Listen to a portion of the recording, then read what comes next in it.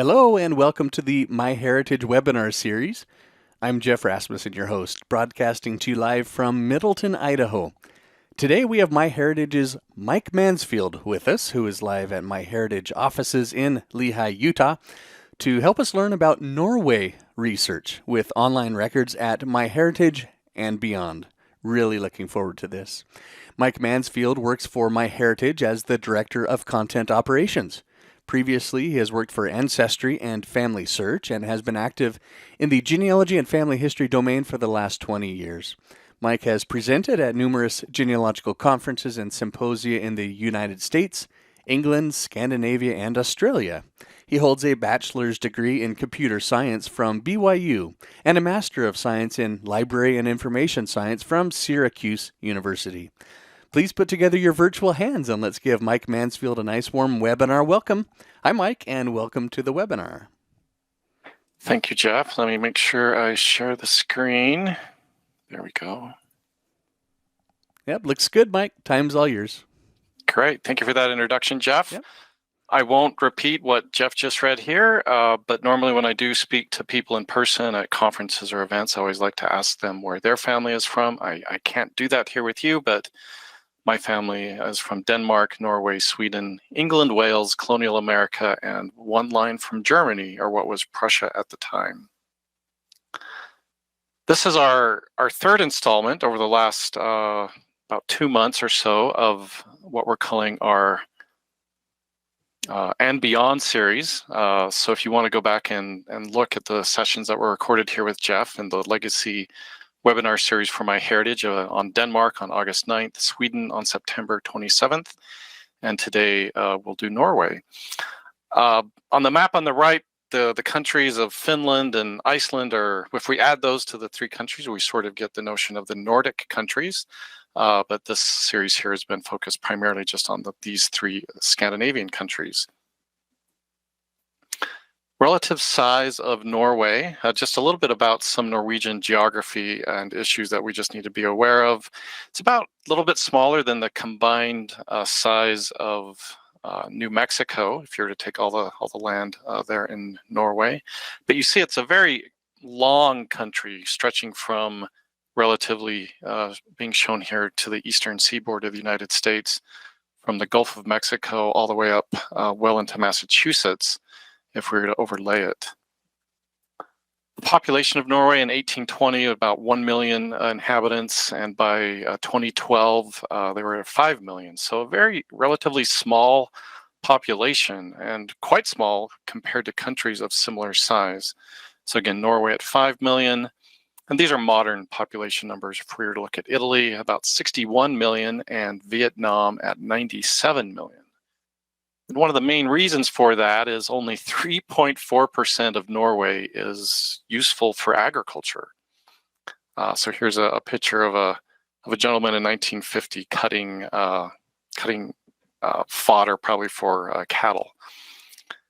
So again, 3.4 is used for agriculture, almost 38% in forest. Open, firm ground. I'm not sure what they mean here other than maybe just, really almost a barren rock, probably up in the northern parts and the other sections that you see there.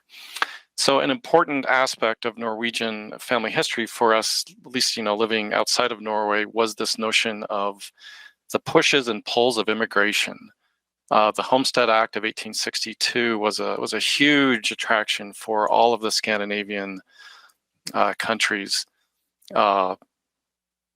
Norwegians generally, as I mentioned here, loved to settle in Minnesota, Wisconsin, the Dakotas, and Western Canada. These are generalizations. Certainly any of these people from these different countries could have gone to all parts of the US and Canada.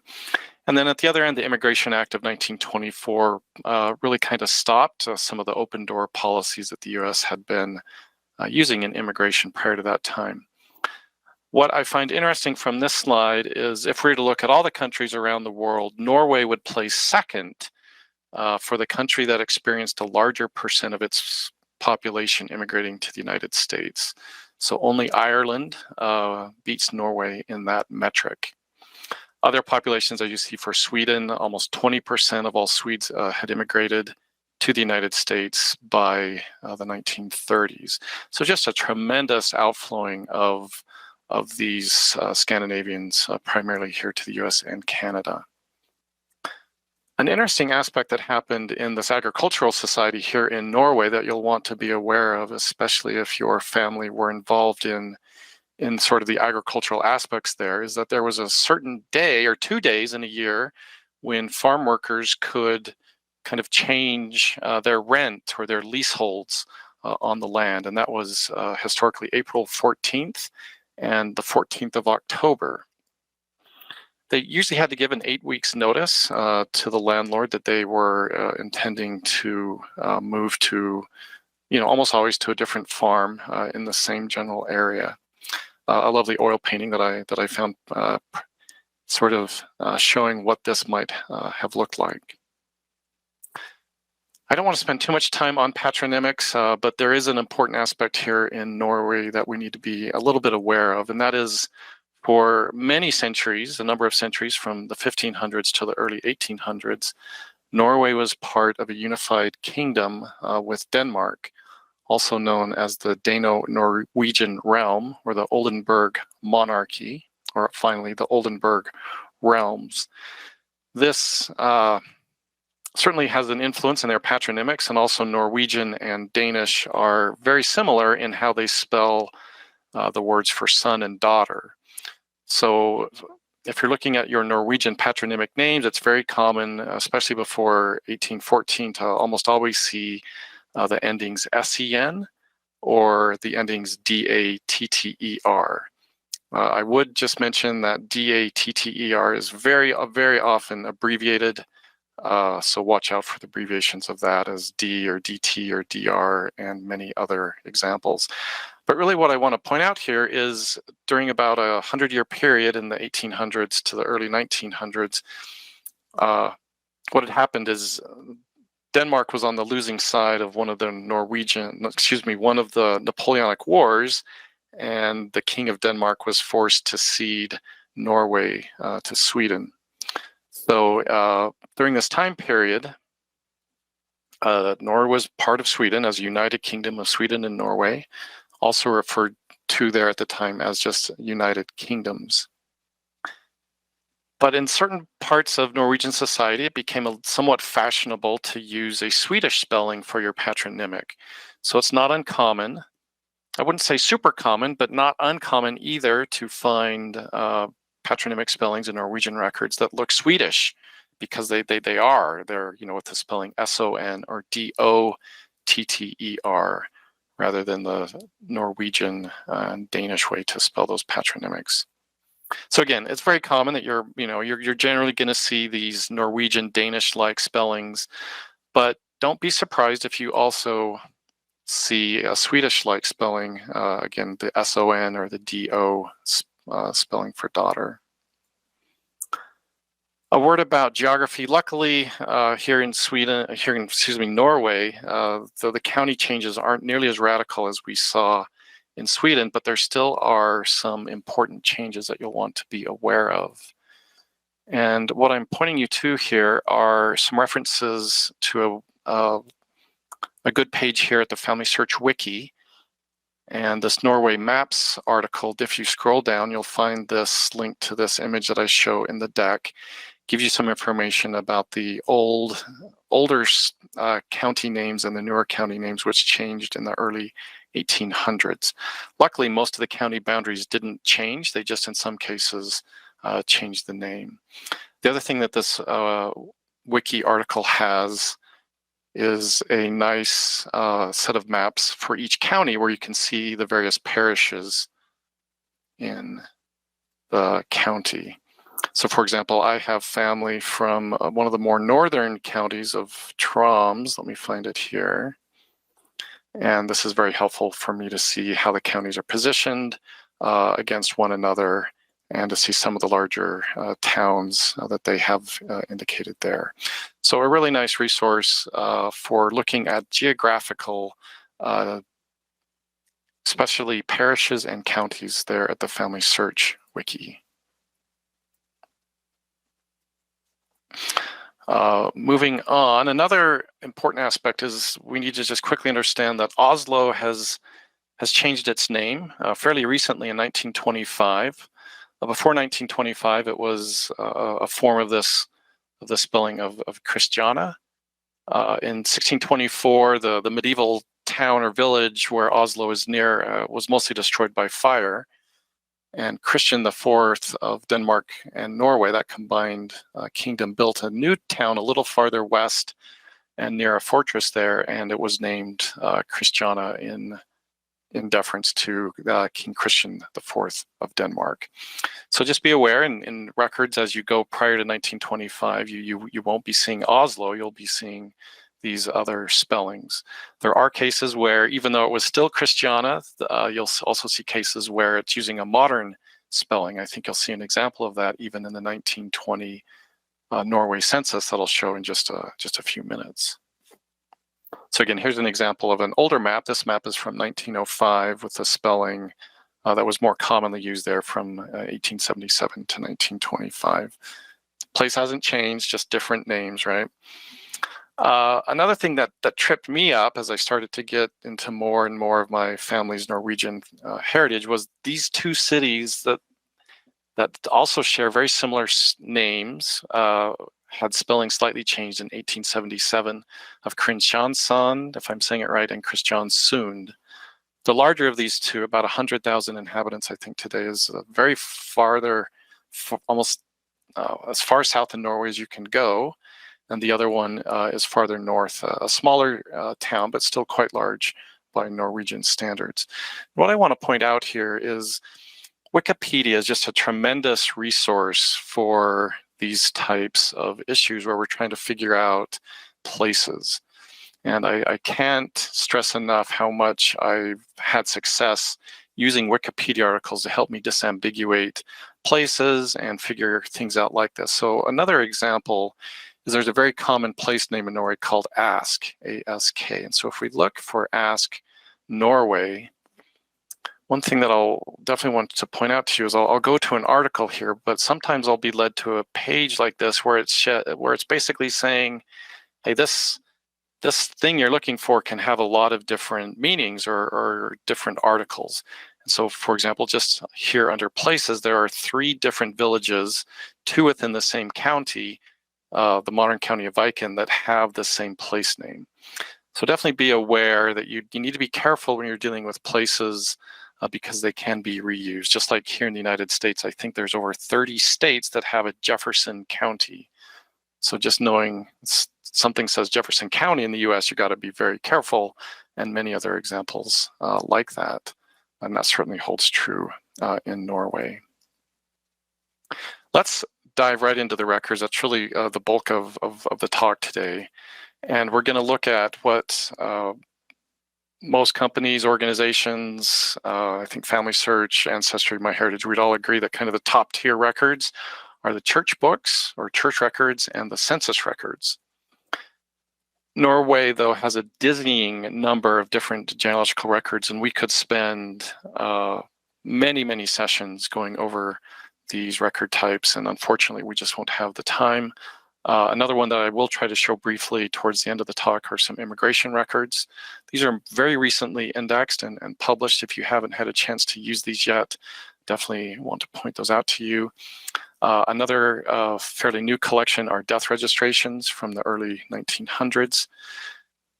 Bygde books or rural history books. And if I get a second, I'll just give you a little teaser into address books, or what we might call a city directory here in the United States. But there are many other record types that are interesting and useful. I was speaking to Jeff just before the session that I could easily do a full session just on these other record types that are available at the National Archives of Norway website. And I'll show you a little bit about at least how you can start to find some of these additional record types. And this list is certainly in no way exhaustive either, even now. But just be aware that in our short time here today, we'll be looking at some of the more common and immediately useful records that you should be able to have some very nice success with your Norwegian family. So let's first talk about the Norway census or censuses. And this was done in partnership with the National Archives of Norway. And let's look at the national censuses that have been conducted in Norway. And initially, when we look at this list, we can get pretty excited, right? The coverage looks really robust from 1801 through the 1960s. However, there is kind of a caveat with a number of these, and that is the ones that I've just highlighted in red are national coverage census with names that are now public. The ones in green over on the right, 1930 through 60, these are also national censuses, but these are still protected by privacy. Norway is currently using a 100-year privacy period on these censuses, so we'll expect 1930 to be released in the year 2030 unless they have a change to their laws there. The other censuses in dark blue or light blue, so those in dark blue, 1815 to 1855, they did conduct a census, but they only collected statistics. So we don't have the names of individuals in those censuses, which is a shame. So those aren't very helpful for family history work that we normally use censuses for. And then these two in light blue, these do have names, but they're of limited scope. They're of what were called trading centers, some of the larger ports and cities. So if you do have family in those larger areas, these censuses can still be very helpful. 1870 has been released, and that's also on MyHeritage. I'll try to show that briefly. 1885 is still forthcoming. So today, right now, if you're going to think about Norwegian censuses, this is the coverage that you're going to be dealing with, 1801, and then a very large jump to 1865, and the others as you see here. However, 1801 is a full name census, unlike the censuses prior to 1850 here in the United States, where we were just getting the heads of households. Even as early as 1801 here in Norway, we get the name of every individual in the household, regardless of gender or age. Again, just some final statuses on these. So 1801, I'm giving some numbers here, and another caveat. 1910, the index is done and has been published for a couple of years, but the images have not been published until just recently. You can now find the images at the National Archives of Norway, and I'll try to show that in just a few minutes. And then we're just finishing up a project right now where we do this task of what we call linking the images to this existing index, and that's going to be released here in the next few months. So right now today, if you go on MyHeritage and look at the 1910 Norway census, you'll find a really nice robust index, but you won't be able to click and immediately see those images. In the 1920, this was released on December 1st of 2020. The National Archives is kind of exclusively publishing this material right now, and they're getting close to finishing the index on their 1920 census. The others, like I said, 1930, 1950, and 1960 are still protected by privacy rules. One thing I would just whet your appetite a little bit with is 1910 census images. And again, these have only been released in the last few months at the National Archives, and they'll be forthcoming on MyHeritage. These were a sort of a trifold brochure. You'll see that you can see how the pages were folded, and you'll see a front and a backside. The backside is where we have the schedule or the names of the individuals in the household. And one nice thing that they did here is these were handed out to individual houses, and they were filled in by a person in the house. Unfortunately, we don't know who the informant was or who wrote down the information, but when you see these images in the next few months on MyHeritage, or if you go to the National Archives today, you'll see that the handwriting changes from schedule to schedule. Again, evidence that these were filled out in person by a person there in the household. The front side of the document, there's a section over here that you'll want to look at. This gives us information about some of the localities. Street addresses will be shown here for some of the bigger cities. And then on the back side, this is where we get the names of the individuals, their full birth dates, their gender, their relationships to one another, and various other information. So sometimes you wonder, well, why do I need to look at the image if I have this really robust index? And I'll give you an example. And this is not uncommon. In fact, I hardly had to look for this example to find an example like this, but you'll see here on the right, I'm indicating two cases where it looks like someone struck out the year 1900 and above it wrote the year 1890. Well, the index that was produced by the National Archives and then was given to us to do this linking task has 1900 in the index. And then the bottom one, the index has 1840, but it looks like someone struck that out and wrote 1830 above it. So there's two potential different years here, a decade apart for these two individuals. So always looking at the original image can yield us these additional clues that can be very helpful in our research. So let's go ahead and look at how to get to the 1920 census. So I'm just going to go to my link here and bring over a browser. So again, this is their main search interface for persons in the 1920 census, and they are saying incomplete right now. In just a moment, I'll show you the best document that I can find that tracks their status. I'm just going to put in a very common Norwegian name such as Anderson to give you a feel for what you'll see. So, and I can obviously filter by all sorts of different aspects here at the National Archives. And so here is their typical census view. And if you've used the censuses at the National Archives before, you'll recognize this. But what's different now, for the very first time, they have the C-scanned version. And this is the first census that the National Archives has done in Norway where they've kept those links to those images as part of their indexing process. And so if I click on this, I should be jumped right to the exact census image for 1920. And one thing you'll notice about 1920, it's an individual form. They also did this in Norway for their 1891 census, where they have a questionnaire that's targeted just at a single person. And so kind of a little different treatment than we're typically used to from looking at census schedules. And there's a front side and a back side. So again, if you need records from the 1920 census, you definitely want to be looking at the National Archives. Currently, they're the only ones that have it. If you want to look just for images, maybe for places that they haven't finished the indexing for, I give a link here. And then finally, this PDF is it's the only document that I've found thus far that shows their status with their indexing work and publication. And this document is dated August 1st of 2022, so just a few months old. And you'll see that in most of the counties throughout Norway, they're done, and they give us the month and year that they've published it. But with one big caveat I would warn us about is that Oslo is listed just as one line as not finished yet. So please be aware if you're looking for family in Kristiansand or Christian or Oslo that they haven't quite released that index yet.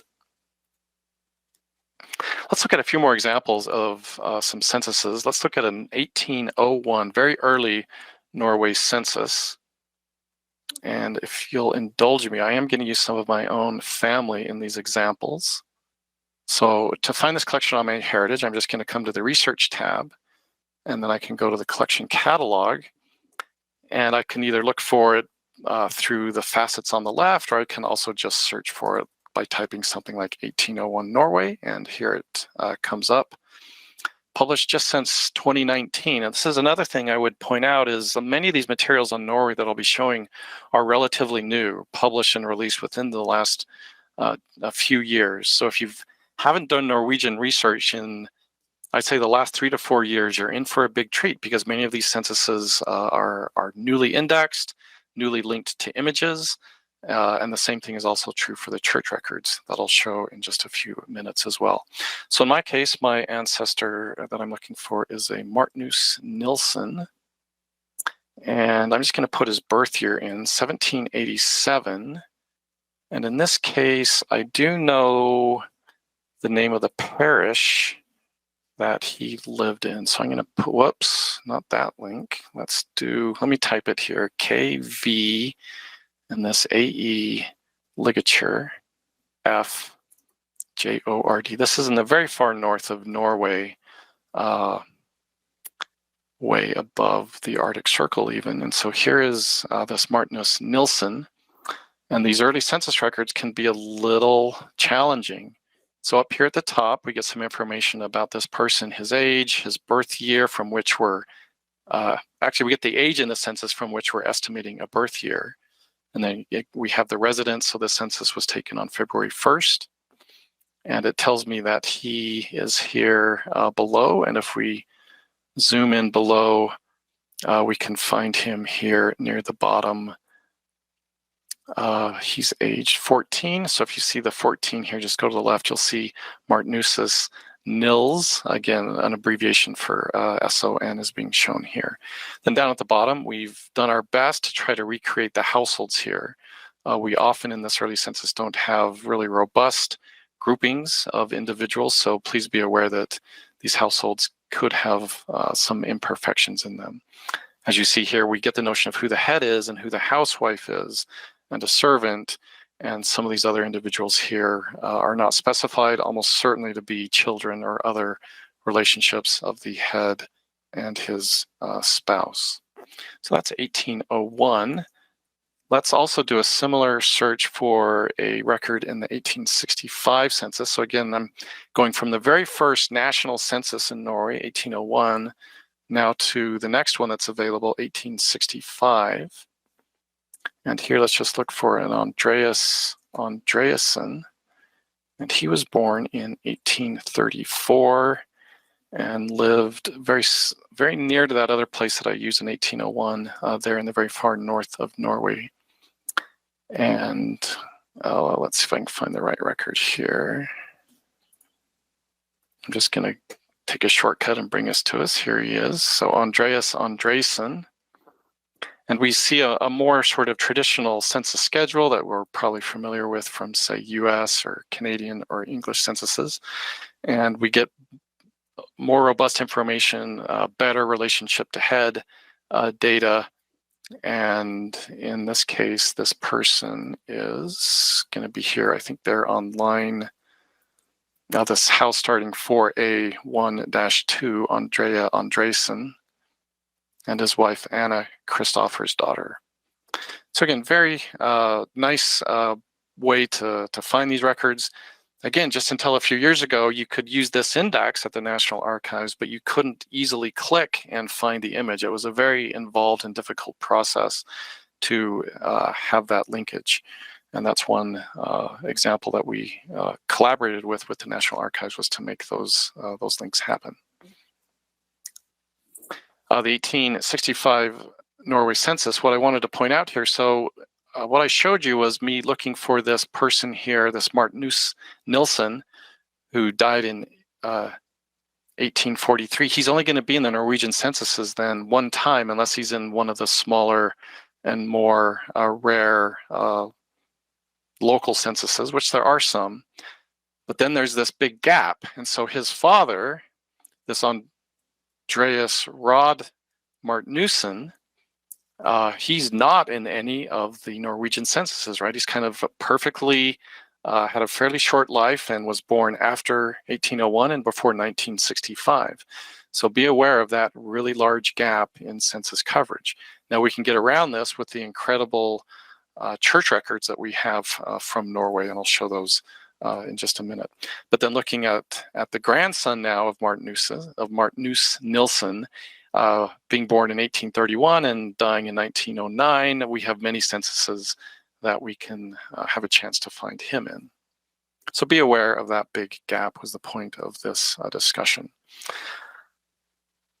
Before I jump, I did want to do one other example here from 1875. As you may remember, when I was talking about, the 1870 Norway census. This is one of those censuses that has a limited coverage. So you see the record count is relatively small compared to 1865 and 1875, the national censuses before and after it. And here in the description, if I click on this little arrow, I was sure to list here in the description for you the cities and towns by county that this census does contain. So if your family lived in one of these specific cities, then you have a very good chance of having some success with this particular census. And then please note down here that 10 cities and towns for which they did take the census, these were not preserved and are not available to us, unfortunately. Let's look next at the Norway church records. These are also known as church books, or the parish registers, or parish books, or just the church records. And just like we saw in Sweden and Denmark, these were incredible records taken and collected by the Lutheran ministers. The Lutheran Evangelical Church was the official state church in Norway until I think even 2017. So until very recently, these Lutheran ministers were very engaged in working really as agents of the crown, kind of in their role as civil registrars, collecting these incredible records. The coverage in the collection that I'll be showing you that we have at MyHeritage is births and baptisms from 1815 through 1919, so about 100 years. And then marriages 1815 through 1937. Sorry, my math is wrong there. I have an error. And then deaths and burials from 1815 through 1938 with a kind of an asterisk or a caveat that names of all persons listed on a death or burial after 1934 have been redacted. Let's look a little bit at the deaths and burials. These Norwegian records do have a few interesting and unique aspects to them. Here's an example from 1921. One thing that you'll want to be aware of, and we see this quite commonly here in the Scandinavian countries, is the records are very often segmented into two parts. Here at the top part, we have a section for the males, and the bottom part, we have a section for the females. This is telling us these are deaths, and we get information about the year up here in the upper left corner. This is the year of 1921. An interesting thing about these Norwegian death records is we get 3 dates on a death record. We get what they call a date of death, a date of burial, and then a final committal. I believe the final committal was a practice where they were allowed to inter someone and then wait for the rural priest to come by later and to consecrate the burial site. That's my understanding. I could be wrong in that understanding, but that's as far as I've been able to tell. That's what those are. So if we look more closely at the header, I've done my best to try to translate these for you. I do not speak Norwegian, and so my translations are certainly not going to be perfect. So over here, on the left, we start with the number. We have a date of death. Very common to see these fractions. So this is referring to the day of the month. So this is the 6th day of February. 6/2 is the day of death, and then they were buried on the 11th day of February. And then in this case, it says that final committal didn't happen until the 13th of October. In column 4, we get the full name and the civil status of the deceased, civil status often referring to their occupation. And then in 5, for married women, a very cool feature of these records is we'll often get the husband listed, and for children, the father and the name and his, again, civil status or position. On the right side of the page, again, we get the full birthday, right? That's awesome. We get a birth month and a birthday, as well as birth year, birthplace, some information about their residence, and cause of death. Was a doctor present? And some other information about was this reported to the probate court, and etc. And these records certainly evolve over time. So if we were to go back further, they'd be a little bit different, as I show here near the more early part of the range, where we're now in 1825. Again, segmented into 2 parts. Again, the men or the males are on the left and the females are on the right. The year here in the upper right-hand corner, 1825. Let's zoom in a little bit. And one thing that I want you to notice is the notion of the use of the DO or ditto. So very commonly on that first record, for example, they're showing us this is the 8th of March, and then they're using a ditto notion to say ditto from the left over to the right of the month name there of March. So that first record is March 8th, 1825. was the death date, and then the burial date happened on the 20th of March, 1825. Again, I've given you my best attempt at translations of the header here. Let's look at an example from 1907, and this is the death of Edvard Grieg, a famous composer. And if we zoom in on his record that I've split into the left part being, the upper part being from the left side and the lower part being from the right side, it shows us that his occupation is, I think the Norwegian word for composer, and then his name and other information about him, including his birth date there on June 15th, 1843. Let's look at marriages. A marriage from 1858, again, we get at the very top the year and some header information. And these sometimes can have these different words here in Norwegian that I've written here on the right. I won't try to say these because I'm sure I'll sound ridiculous. But be aware that they use these sometimes interchangeably when you're looking at a marriage document. And let's go ahead and zoom in on the header of one of these. So on the left, we get again a number. We get a wedding date, the name and position of the groom, as well as the bride's name. And then we get the birthplaces and residences of both the bride and groom and the couple's ages. But in this case, they're giving us the couple's birth date, even better than an age. Again, note the fractional notation. So at the very top of that age column, we have 29 over 12, meaning the 29th of December, 1835 was the birthday for the groom. Then we get the groom's father's name and the bride's father's name. Over on the right side, where it continues, you also get names of witnesses, and as I'm sure you've understood, witnesses are very often other family members. It's very important to look at those witnesses and to see how they might be related to the couple. One interesting aspect, it's very uncommon in our industry that we would include the names of witnesses in an index.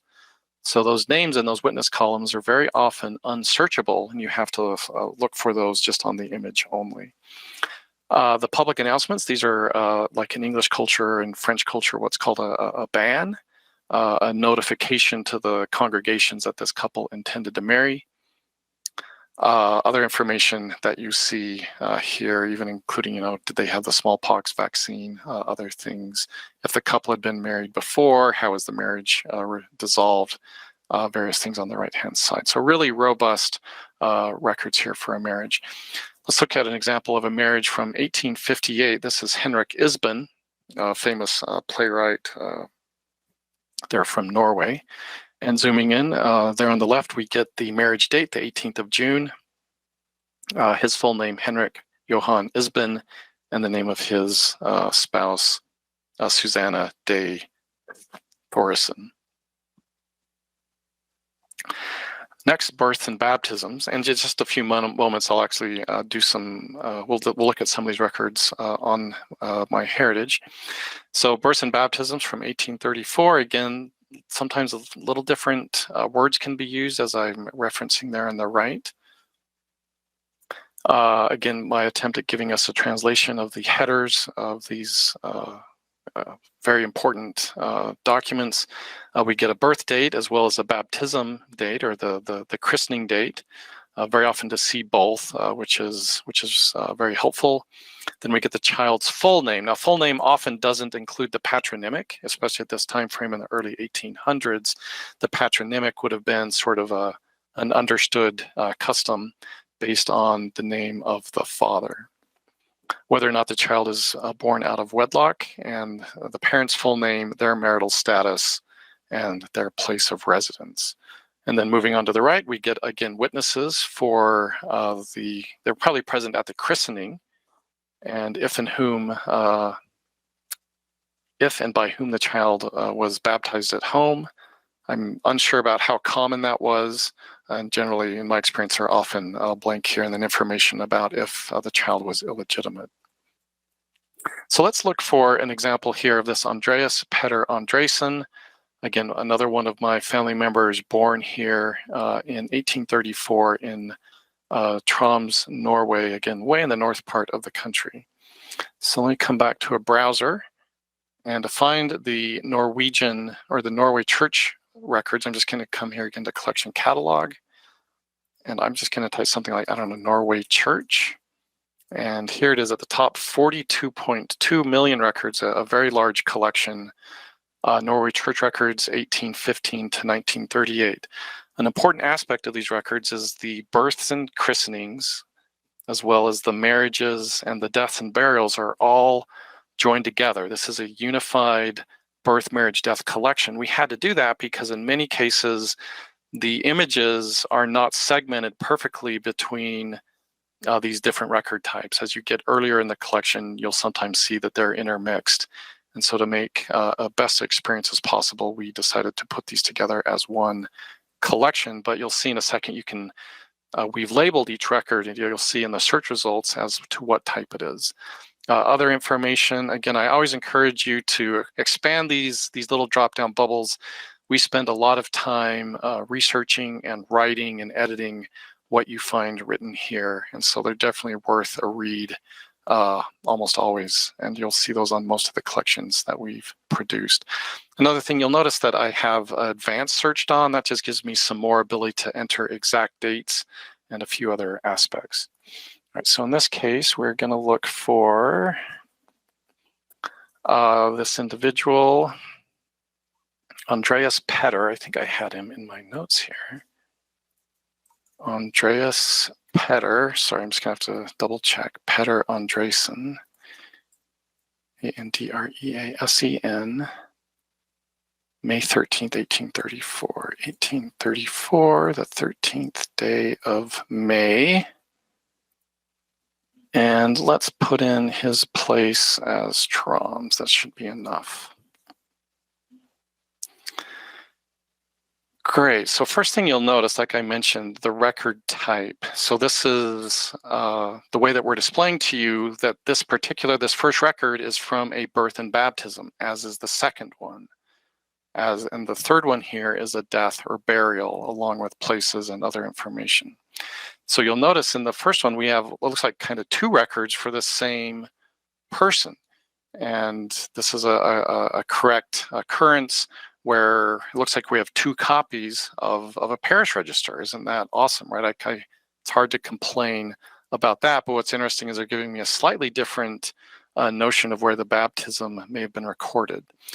But anyways, let's go ahead and look at, I think this first one, Andreas Petter. And if we scroll into the image here, we'll be able to find him. Here he is on the second line.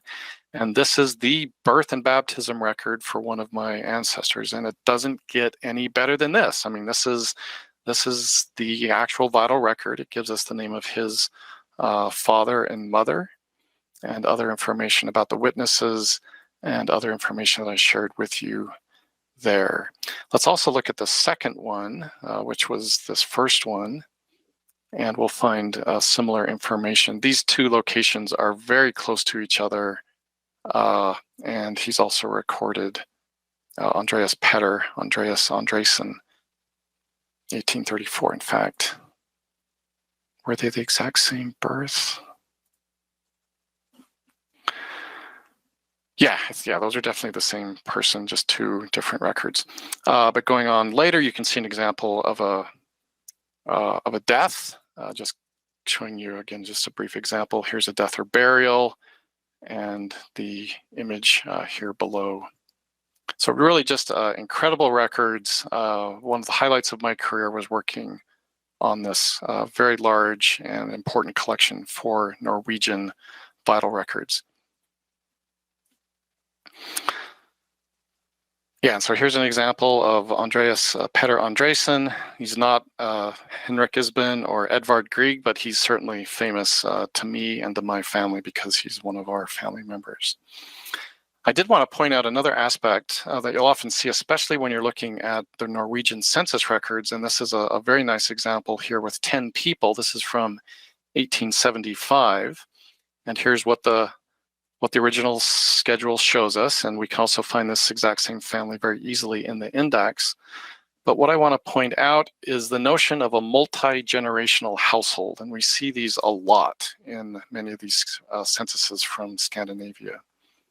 So here at the top, we have this Andreas Petter Andresen, born in 1834. This is the same person that we had just looked at there in the church records, and his family position is head of household. And then his wife, or Hans Kohn, over in the family position, this is the wife of number one. So again, another one of my direct biological ancestors. And then their child, or their son here, so they have a son and then another daughter, there's daughter below this person on number three. So here we have a couple and two children, a boy and a girl. And then we have this person, Hans' father, or his father. So this is saying this is the father of person number one. Yet another one of my direct biological ancestors. So I'm up to 4 on this one census example. And then what's interesting here, lines 6 and 7, these are basically employees or people that are working with the family on this farm or whatever their business was. And at the bottom here, we get another family who the man in the household is listed as a lodger. And then we get this mix of pronouns that says this is his, meaning referring to the lodger's wife. And the bottom person is his, meaning number 8's daughter. And so what happened in my case, the person on line 3 and the person on line 10, just 2 years apart, they ended up marrying each other and immigrating to the United States. So I'm biologically related, direct ancestors to 7 people in this household due to this multi-generational aspect, as well as the secondary kind of sub-household that's present here in this census. Here's a picture of the 2 adults here, those people, lines 3 and 10 are pictured here. The gentleman here, Andreas Martin Andresen, lived to the advanced age of 104, died in Oakland, California, and I missed meeting him personally by just about 7 years. So incredible what you can find in these Norwegian records about your family. And if I were to plot these on a pedigree chart for you, those 7 individuals in that 1875 census would appear here on my family tree. Also interesting to me that I have pictures here of the 2 women in this photograph are where I get my mitochondrial DNA from, being on the direct maternal line here on the bottom of my pedigree. So we've talked a little bit about the church books and the census records. We could go on and on about those, showing many more examples. I hope I've given you enough to start you going and to help you have just tremendous success that I think you will. I want to talk just a moment about some very nice immigration records that we've recently released, as well as some death registrations.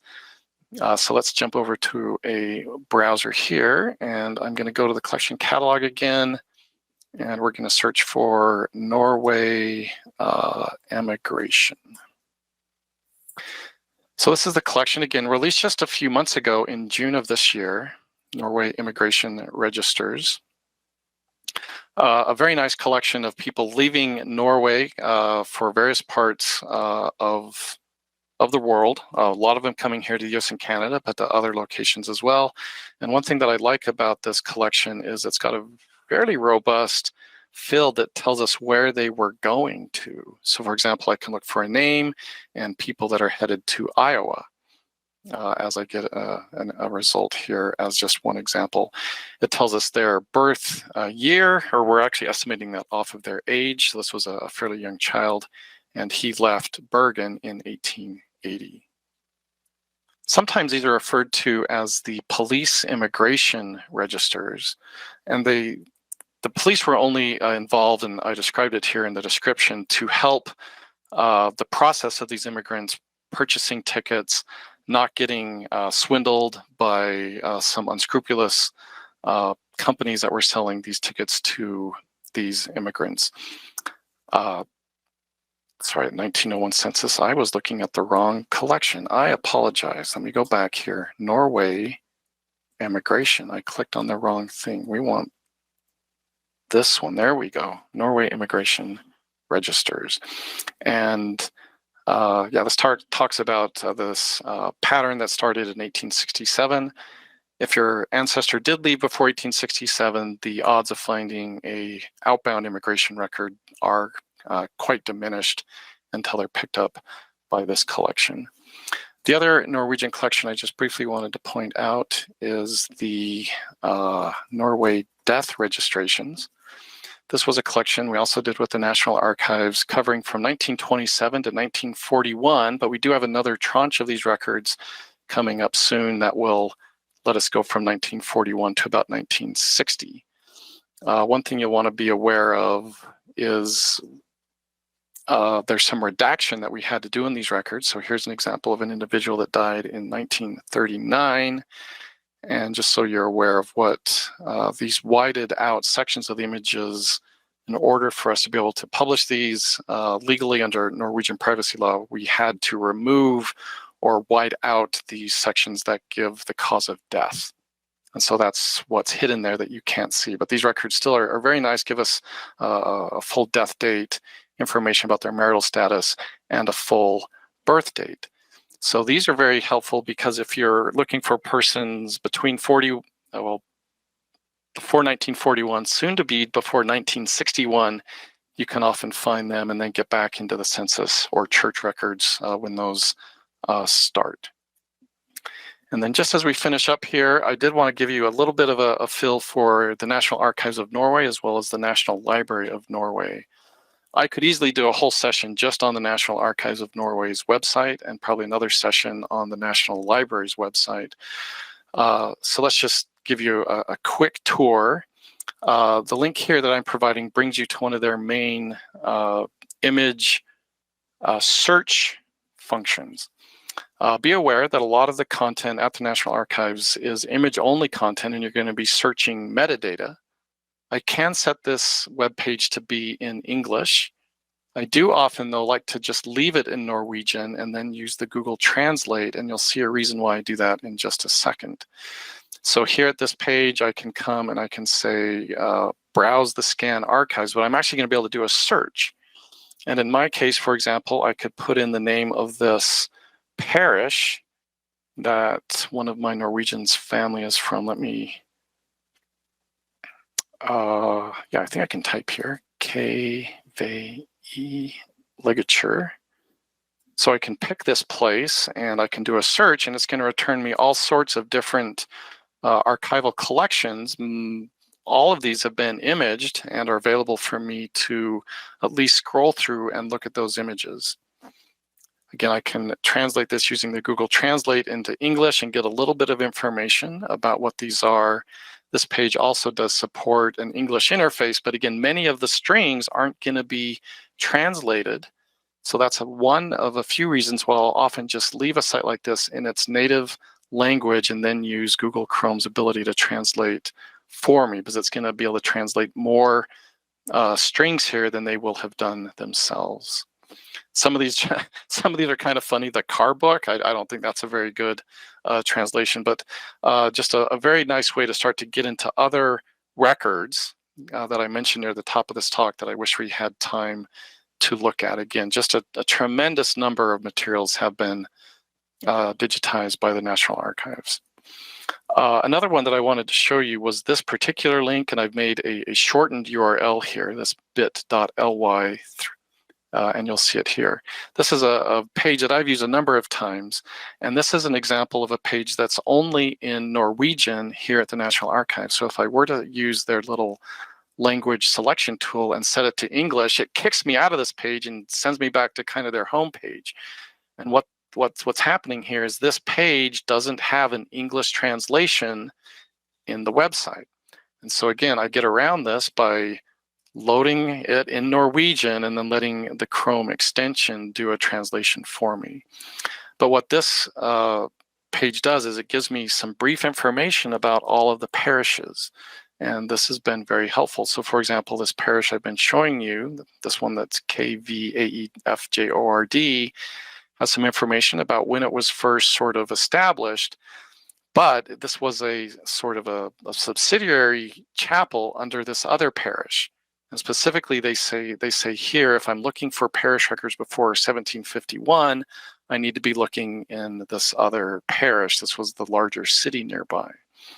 And so this certainly also raises a question that I imagine you may have. When I was showing the church records at MyHeritage, we had those starting in, what did I say, the early 1820s. There are certainly Norwegian parish records prior to 1815. This was the date that we worked through with National Archives that we started to index. Perhaps in the future we'll go back further. So the current robust indexes that you'll find start in 1815, but there are certainly other church records prior to that.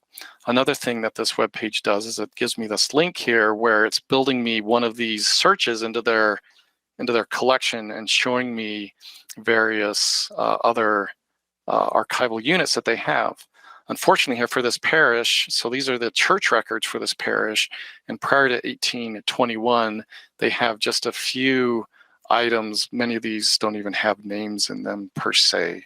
And so your success will be a little bit dependent on how good the records are in that area. But please be aware that there's certainly way more older content that you can have success with.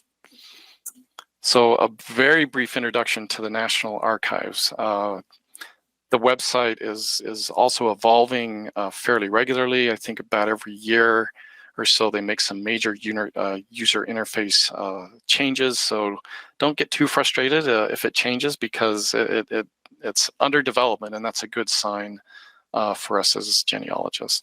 Another important website that I just want to introduce briefly is the National Library of Norway.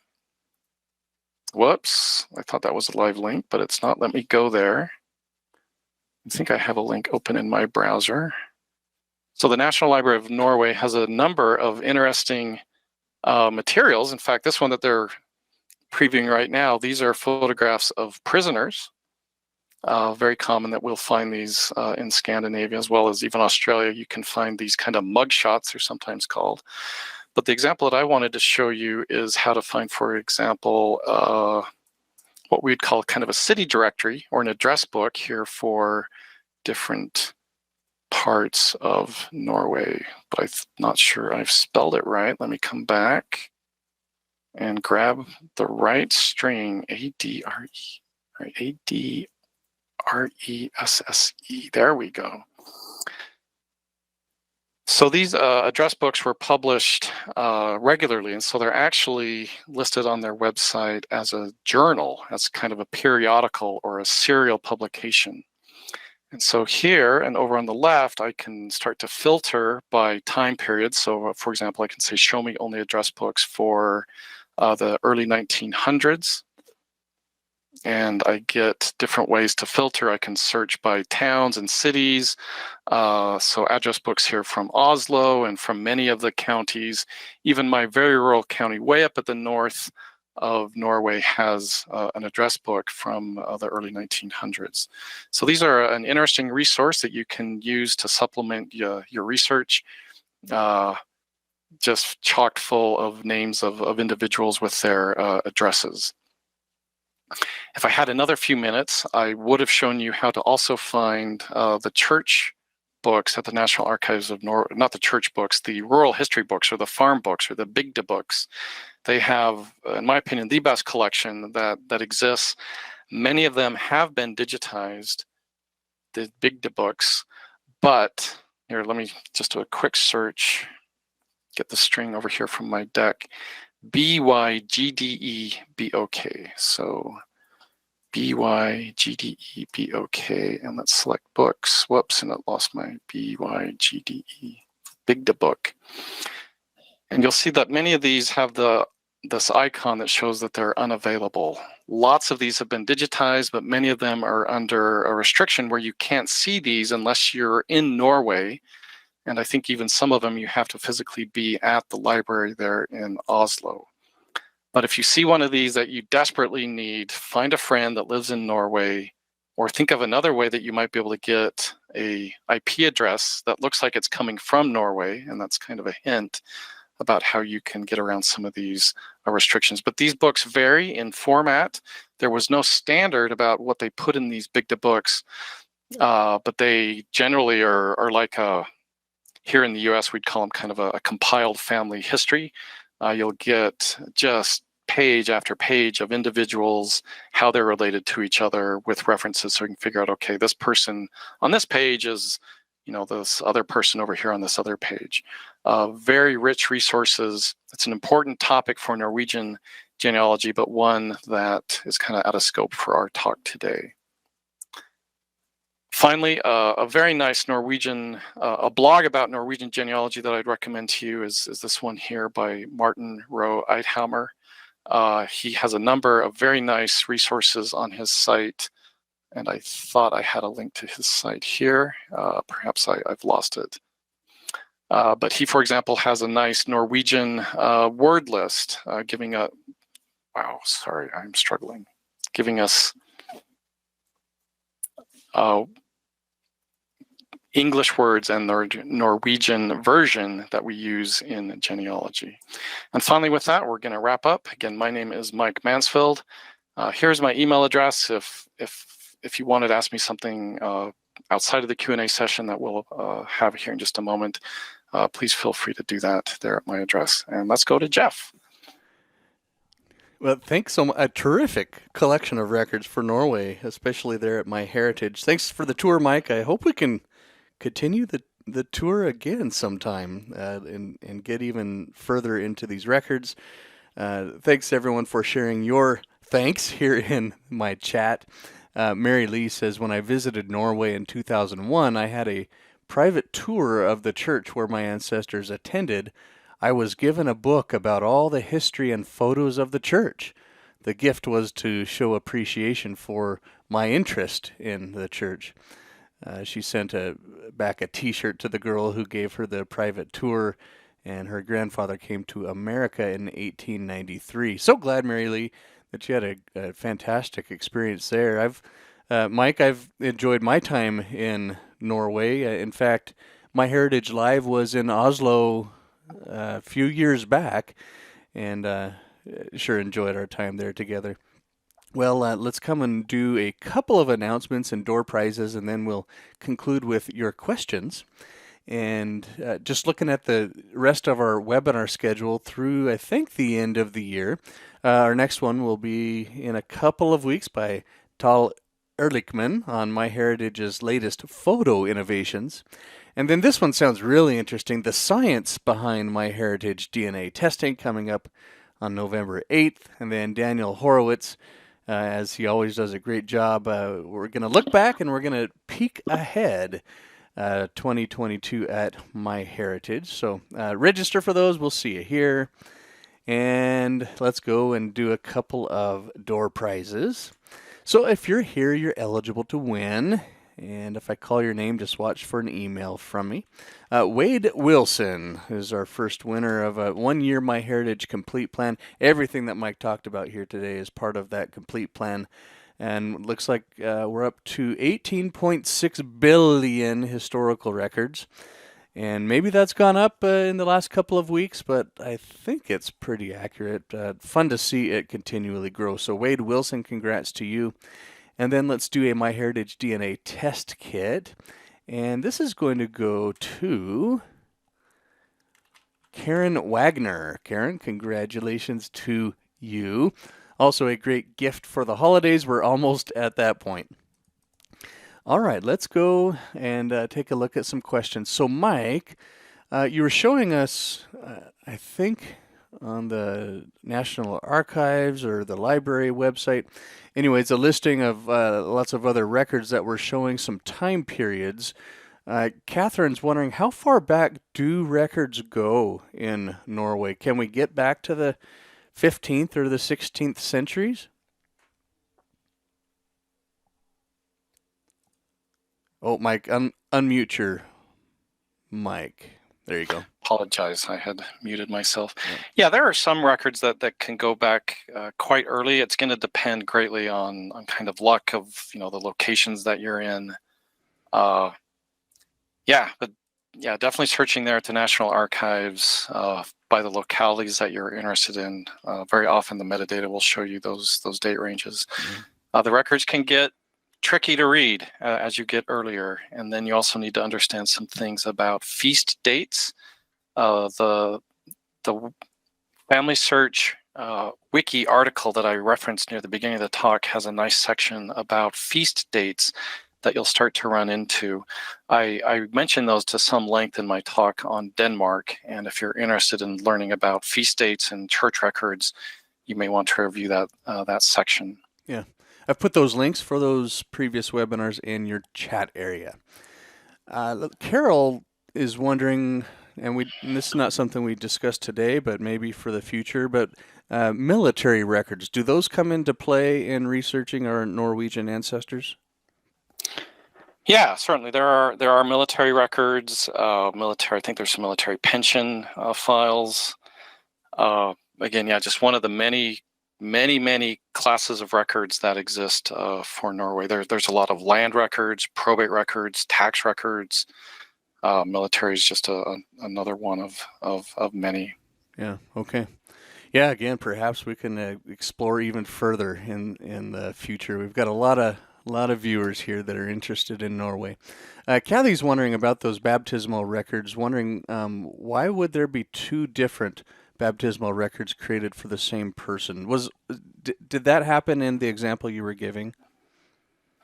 Yeah, I think one of my family members has a record recorded for his christening in, it looks like, two different parishes. I don't know. I'm not sure exactly why that would happen. Yeah.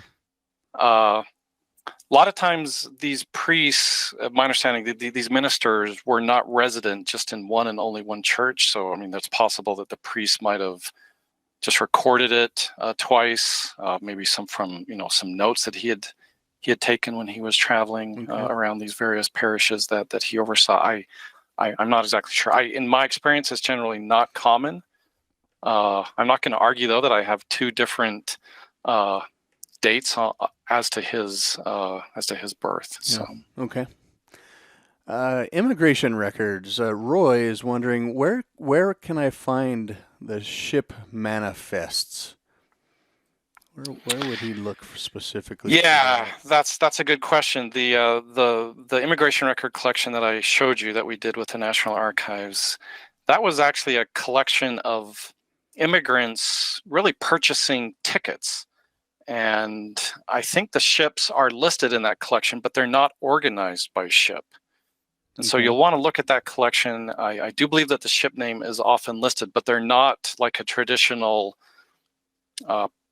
incoming passenger arrival record where we see everyone on the ship. These are going to be people that bought tickets on Tuesday afternoon, and they're all together on this one page. And that means that, okay, the first 5 people left on a ship on Thursday, and the next 3 people left on a ship on Wednesday, and they're kind of intermixed that way. It's also important to remember, and we see this throughout Scandinavia, both in Denmark, Sweden, and Norway, that many of the ships they were taking were not headed directly to North America, even though that's where they were going. So they're very often were purchasing a kind of a multi-part ticket. So an initial ship would very often, the most common way to go is to take a ship from Scandinavia to Liverpool, there on the east coast of Britain, then take a train over to Hull, and then to finally board the ship that would head to New York or Boston or Montreal. So if you're looking for the ships here from the US and Canada, very, very uncommon. Less than just a few percentage ships would have come directly from Norway or Sweden or Denmark. Okay, thank you. Kat is commenting on the National Archives website. And Kat says years ago the searching there was not like fuzzy or wildcard friendly, where names had to be exact. Has that evolved? Is that different now? I'd have to look. I don't use it a lot for searching for names. Yeah, I'm not sure. It's definitely worth a look. Okay. Derwin says both my paternal and maternal ancestors are from Norway. Derwin's wondering, did intermarriage of family often occur? Trying to think of my own cases. I haven't seen any closer than second cousins. I know in my own family tree. I know in some of my early colonial America, I have second cousins that married one another. That's fun in your tree when it happens, because all of a sudden you get entire branches that are identical. Yeah. I don't know, Jeff, what's your experience? You've also done Norwegian work? Well, I don't know, tricky for DNA, I suppose. To be totally honest with you, Mike, because the names are so similar, and doesn't seem to be a huge variety of of names. I don't know that. Um, It's easy to tell, right? yeah, I don't know how Difficult. easy it is to tell unless you really have to associate the dates, the places, the family relationships. Um, but yeah, Yeah. Yeah, I would assume it's probably not that much different. It's not uncommon to see second cousins that will on occasion marry. yeah. Diane says, I have a letter from a relative that said he bought a farm and it gives the name of the farm. Is there a way I can search for records on that specific farm? There are. Had I had a little bit more time, I would have shown a tool. There's a website that lets you put in a farm name, and it Oh, will give you back some information about the place of that farm. oh wow. If you wanted to write me at my email address there, just mike.mansfield at myheritage.com, I would be happy to forward Oh, that interesting. that resource to you. Okay. Yeah, a lot. Yeah. Oh, go ahead. Oh, and that's not an uncommon use need is to be able to find you have a farm name and not much else, and you want to figure out where this place is, or maybe you know a farm name in a county, but you're trying to figure out what parish that's in, things like this. Yeah. Okay. Well, Mike, we've gone through all of the questions here, and thanks everyone for your comments. I'll be sure to share those with Mike. Thanks also for filling out the survey that shows up on your screen afterwards. Any final thoughts before we say goodbye, Mike? No, thank you. Yeah, have a nice afternoon or day wherever you are, and Yeah. we'll be in touch. Very good. Thanks, Mike. You're welcome here anytime, as are the rest of you. Thanks, everyone, for sharing part of your day with us. And remember, life is short. Do genealogy first. Bye, everyone. Bye, Mike. Bye-bye.